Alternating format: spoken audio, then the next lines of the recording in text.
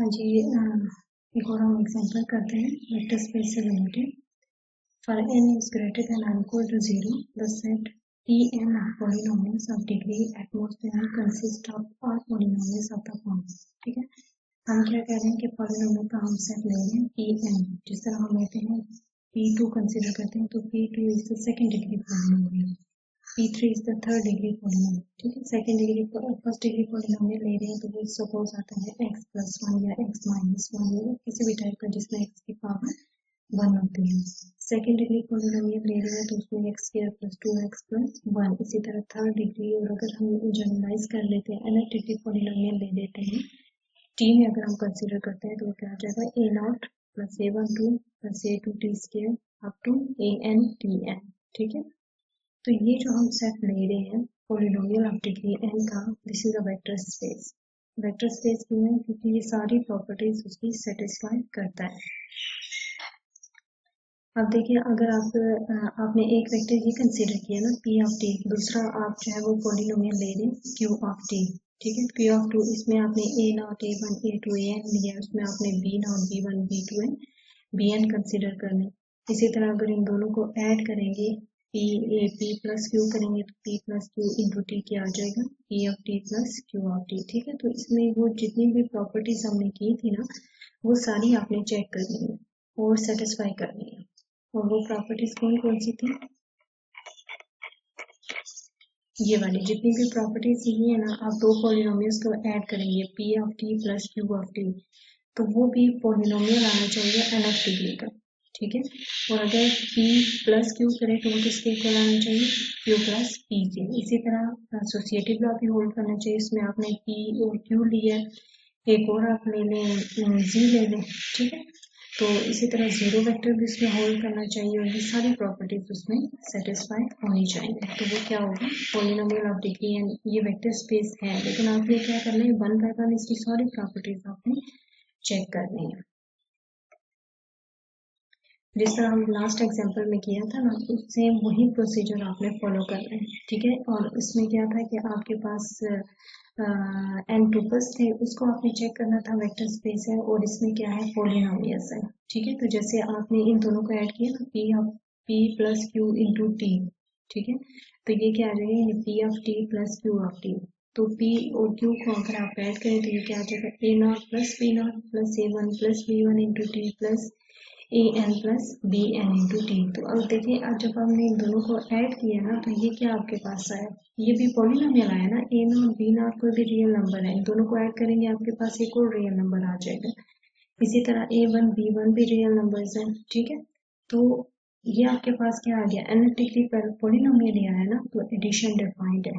ठीक है, इसी तरह अगर स्केलर मल्टीप्लिकेशन करें ना, c से मल्टीप्लाई करें तो इसके हर एलिमेंट के साथ ही मल्टीप्लाई होगा, तो ये भी क्या आ रहा है, nth डिग्री का पॉलिनोमियल आ रहा है। तो एडिशन और स्केलर दोनों इसमें डिफाइंड है।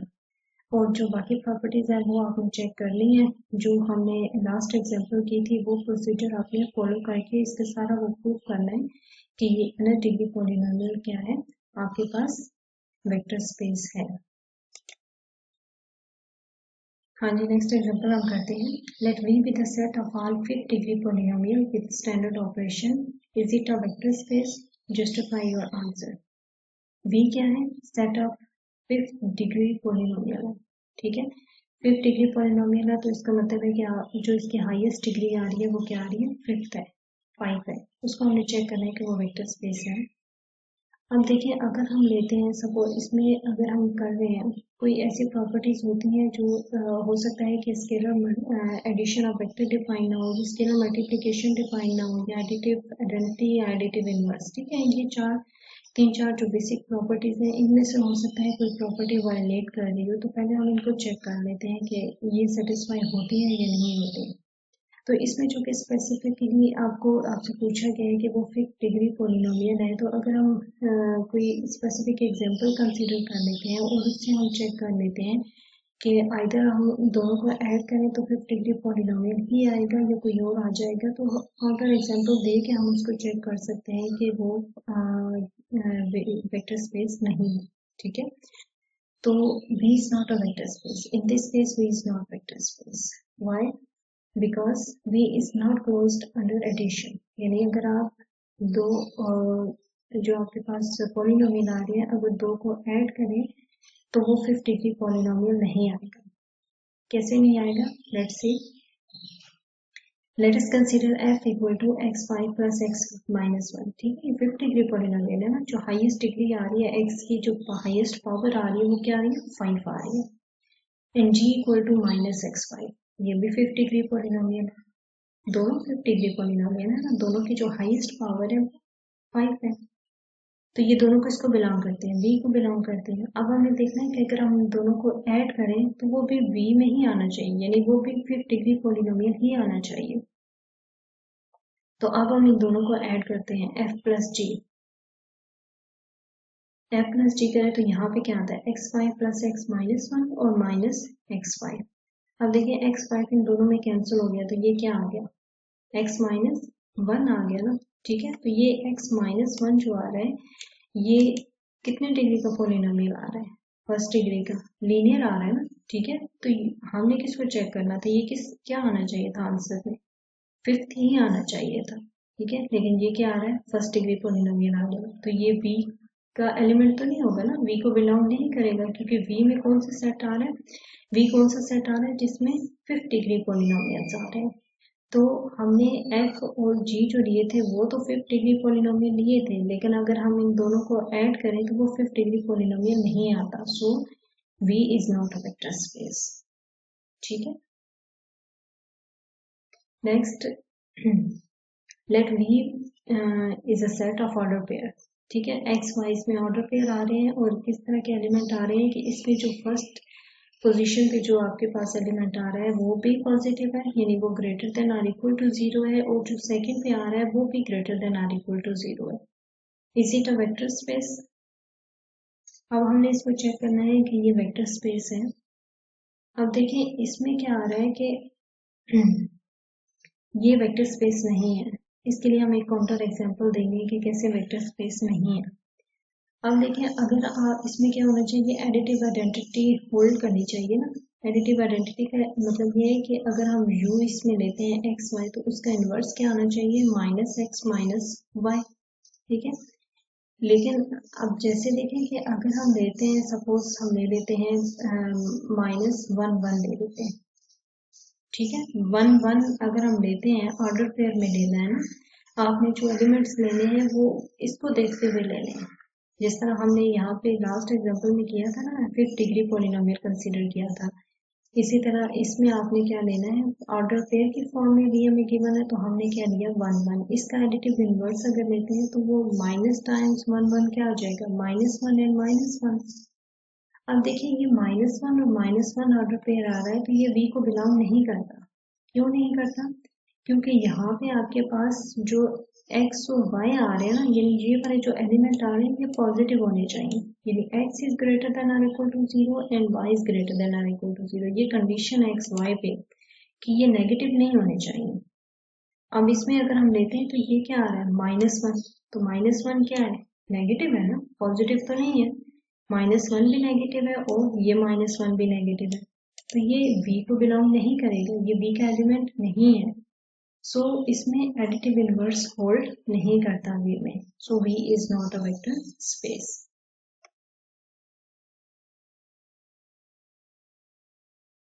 Late v be a set of order pair x 1 by 2x। ठीक है, इसमें जो आपके पास v में सेट आ रहे हैं वो किस फॉर्म में आ रहे हैं? ऑर्डर पेयर, और इसमें क्या आ रहा है? x and 1 by 2x। Is it a vector space? तो ये वेक्टर स्पेस है, इसमें सारी कंडीशन सेटिस्फाई होती हैं। ठीक है, तो आपने ये सारी प्रॉपर्टीज इसकी सेटिस्फाई करनी है। एडिशन लॉ होल्ड करता है, यानी एक आपने इसका एलिमेंट ले लिया x 1 by 2x, सेकेंड आपने ले लिया y 1 by 2y, तो इन दोनों को ऐड करें तो क्या आता है? x plus Y 1 by 2x plus Y, यानी यहाँ पे एक एलिमेंट आया और यहाँ पे उस एलिमेंट का हाफ आ रहा है। ठीक है, 1 by 2 आ रहा है, तो ये इसी टाइप का आ रहा है ना, first element into half of first element, तो ये उसी को बिलोंग करेगा। एडिशन लॉ होल्ड करेगी, एडिशन इज क्लोज्ड। ठीक है, और वो कम्यूटेटिव लॉ भी होल्ड करते हैं और एडिशन लॉ भी होल्ड करता है। जीरो प्रॉपर्टी भी सेटिस्फाई करती है, क्योंकि अगर हम करें ना जीरो जीरो जीरो कंसिडर करें तो क्या आना चाहिए आपके पास? सपोज अगर हम लेते हैं ना कि x और 1/2x, तो इसका एडिटिव इनवर्स क्या होगा? x प्लस जीरो करें तो x आना चाहिए ना, ठीक है। x plus zero into 1/2x plus zero, तो ये क्या आ जाएगा? वही एलिमेंट आ जाएगा ना, तो एडिटिव आइडेंटिटी होल्ड करती है। इसी तरह एडिटिव इनवर्स भी होल्ड करेगा, क्योंकि अगर आप एक एलिमेंट ले रहे हैं ऑर्डर पेयर x 1/2x, तो सेकंड क्या लेंगे? -x माइनस 1/2x, और अगर उन दोनों को ऐड कर रहे हैं तो फिर क्या आंसर क्या आएगा? 0 0, ठीक है। x 1/2x और इनका एडिटिव इनवर्स क्या आएगा? -1/2x, तो वो 0 0 आएगा। इसी तरह से जो बाकी प्रॉपर्टीज हैं स्केलर मल्टीप्लिकेशन की, और लेफ्ट डिस्ट्रीब्यूटिव लॉ और राइट डिस्ट्रीब्यूटिव लॉ होल्ड करता है। इसी तरह से 1u इक्वल टू u, ये वाली प्रॉपर्टी भी होल्ड करती है। So the given vector is a vector space, ठीक है। तो इस तरह से हमने करना है कि कैसे हमने वेक्टर स्पेस उसका चेक करना है। तो इसके लिए क्या होना चाहिए? जो प्रॉपर्टीज हमने की थी वो प्रॉपर्टीज सेटिस्फाई होनी चाहिए, और वो हमने कैसे चेक करनी है? ये हमने डिफरेंट टाइप के एग्जांपल्स की कि डिटेल अगर आपने करना है तो वो हम कैसे 1 बाय 1 स्टेप लेके चलेंगे। लेकिन अगर वेक्टर स्पेस कोई वेक्टर स्पेस नहीं है तो उसके लिए हम काउंटर एग्जांपल देंगे कि कैसे वो वेक्टर स्पेस नहीं है, ठीक है।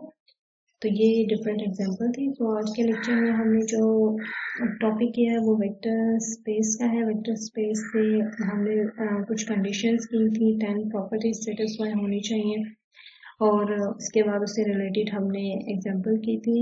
आई होप कि आप लोगों को समझ आ गया होगा, क्योंकि हमने काफ़ी डिटेल में ये चीज़ें की हैं, और आज के लेक्चर में हमने सिर्फ वेक्टर स्पेस को ही डिस्कस किया है, और उसी से रिलेटेड एग्जांपल्स भी किए हैं, डिफरेंट एग्जांपल्स किए हैं, ताकि आप लोगों को क्लैरिफाई हो जाए।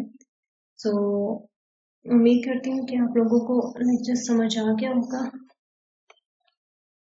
And thank you. अल्लाह हाफिज़।